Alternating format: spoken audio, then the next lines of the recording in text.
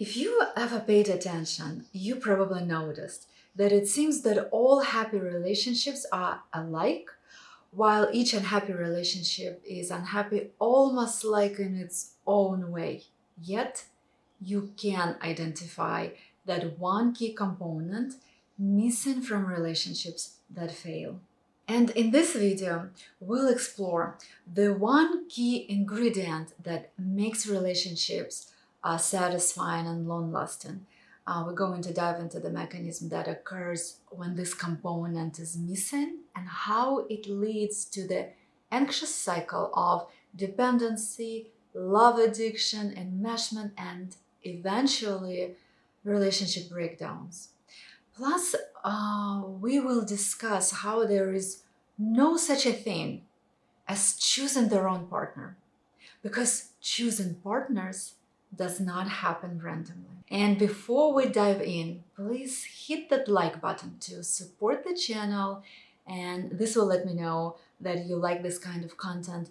And if so, please subscribe so you don't miss out on all the personal growth content that this channel is dedicated to. So, the key ingredient for long-lasting relationships is closeness. However, the confusion starts arising not just because everyone interprets the concept of closeness in their own way, but because it is widely misunderstood. And there are two main common misconceptions about this concept. So the first misconception is that closeness is pleasure derived from having certain needs satisfied in relationships. In reality, closeness is not really about pleasure, but it is about satisfaction. So what's the difference? Pleasure comes when we get something from the world, but satisfaction comes when we are in contact with true ourselves and can express our true essence here and now. Being yourself means that what I feel inside matches how I express myself outside. And my needs will not always be met through the relationship, but I still have the satisfaction of being able to be myself in this relationship. So, second misconception is that closeness is the sameness of opinions and views. It's basically becoming the one, merging into the one. But it's not about the sameness. It's about the differences and the ability to endure and respect these differences. So, an enduring does not mean giving the desired reactions, but rather not try and change another person, even when it is difficult for me. Respect works the same way. I may disagree with you, but I don't try to fix you or make you accept my point of view. When someone differs from me, and even if it is hard for me, I don't try to change them. It is our differences that create closeness. So when someone differs from me, and even if it is hard for me, I don't try to change them. It is our differences that create closeness. When we encounter each other's differences and still feel safe to be ourselves, that's when closeness and trust truly emerge in relationships. So what determines the ability to experience closeness, and why is it so hard, and why does it sometimes take so much long time to develop in relationships? It is because we cannot give to others what we don't give ourselves. Closeness is rooted in trust and connection with ourselves. It's the ability to accept all parts of ourselves: anger, fear, envy. It means not attacking, not denying, not fighting against ourselves, but accepting our feelings and observing ourselves without suppressing, without blocking, without attacking. And it is impossible to truly see the other person without first taking an honest look at ourselves and being okay with what we see. Being yourself means that your external expression aligns with what you feel inside. When I stop fighting with myself, only then I can stop fighting with others. When I trust myself, only then I can start trusting others. This is the only way that opens the ability to let go of control and see things from another person's perspective. To try on the other's point of view, not to oppose it, not to disagree with it, not to refuse it, not to determine who is right, but just to expand the reality. See it a little bit bigger through other person's eyes, because another viewpoint does not contradict, it actually complements. So this creates the ability to see my own soul and the soul of another. In closeness, what's realized first and foremost is this state of I exist and I am seen for who I truly am. And again, why is this so hard to reach in relationships? The first step toward closeness with another is developing closeness with yourself.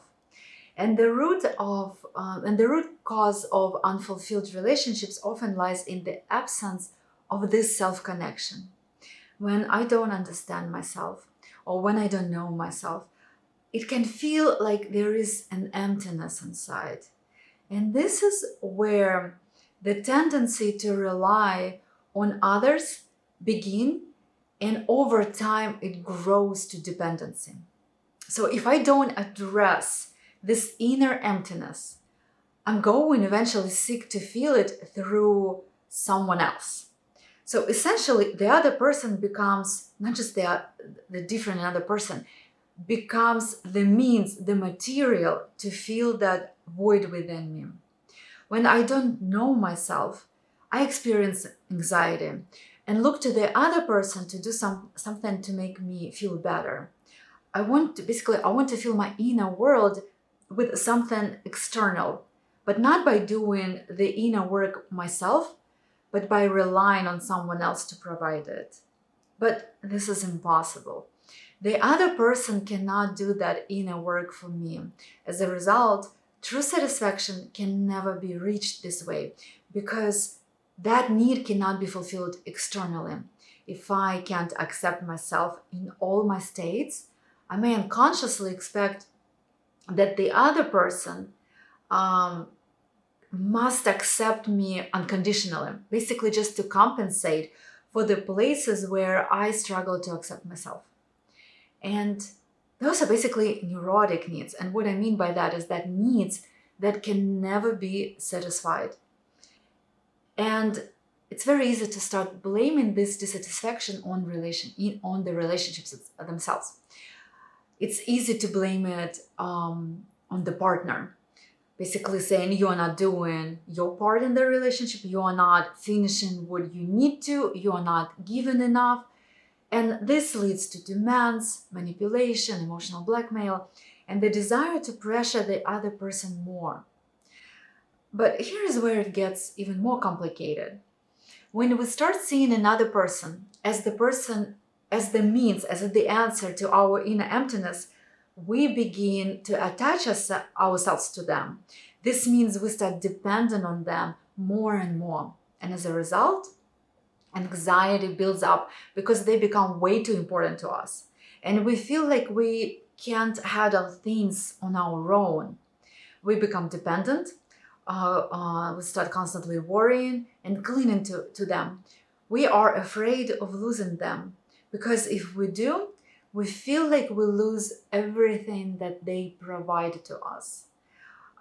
We are left facing our emptiness. We still don't know what to do with it.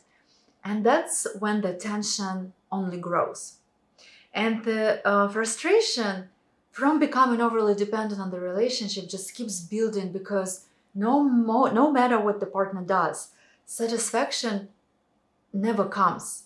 It is still because it's still an internal issue, and the inner work still remains unfinished. That's when we start to put pressure on our partners, acting aggressively, demanding more. But at the same time, we are weighed down by constant guilt. We get stuck between feeling like we are bad The fear of losing them, the fear of being destroyed and making endless attempts to get from our partner what we are missing inside. But even in the state of over dependency, it feels suffocating. Because a part of us will always going to try to break free, and we'll start sabotaging the relationship. When something becomes too significant, it always brings stress along with it, and often relationships end with the conclusion that this partner was not right for us. And on one hand, it is true that sometimes the best solution is to step aside, to preserve yourself and avoid painful emotional experiences, because sometimes relationships hurt so much that instead of growing together, we start destroying each other. And it's not because we are bad or something is wrong with us, but because we hurt each other. And in that moment, there might be just no experience how to deal with it, or no support, or no resources to be able to redirect this dynamics in a different direction. When relationships don't work, it's absolutely normal. We are often pressured by this idea that we must know how to build relationships. That it is something we just must be good at. When relationships don't work, it doesn't mean that you are bad. It just means that these relationships were difficult because each of us brought our own pain and our own experience into them.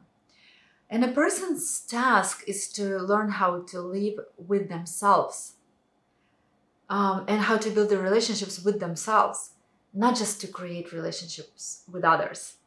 However, relationships are the space where we often learn the most about ourselves. And we never choose our partners randomly. The meeting is random, yes, but the choice is never random.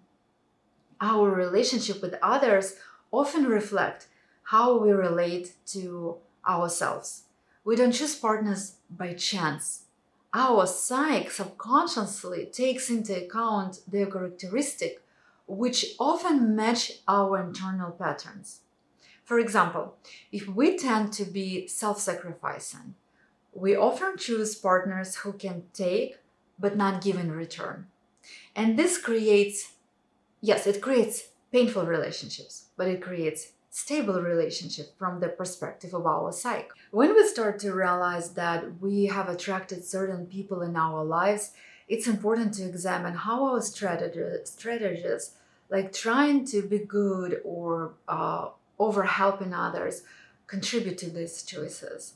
We can notice how our beliefs and strategies lead to a relationship where we either give too much or don't get enough in return. It is important to recognize that not only the partner is responsible for our feelings, but we are responsible for these dynamics as well. It is very important to develop ourselves from within. And I don't mean reading books or although, of course, all of that is good, but I'm talking about self-awareness. And what's happening with me, basically questions like what's happening with me when I am around someone else? What's happening with me when I'm around this particular person? Why do I feel the urge to react? This is about getting to know myself, learning to notice how I experience myself in relationship to others. And when we change how we treat ourselves, when we begin to care for our own needs and stop being afraid to be ourselves, relationships usually start changing too. If the partner is not ready for these changes, yes, the relationship may end. But most of the time, the relationships start evolving because our psyche always strives for harmony and wholeness. So I'm going to finish this video with a reflection question for you. If you were to focus more on creating closeness with yourself, now that you know that that is the core of being able to create closeness in relationships? What steps would you take? And how might that improve your relationships with others? And please share your insights and answers in the comment section. And don't forget to hit the notification bell so you won't miss my next video, where I'll be diving more into what creates balance in relationships.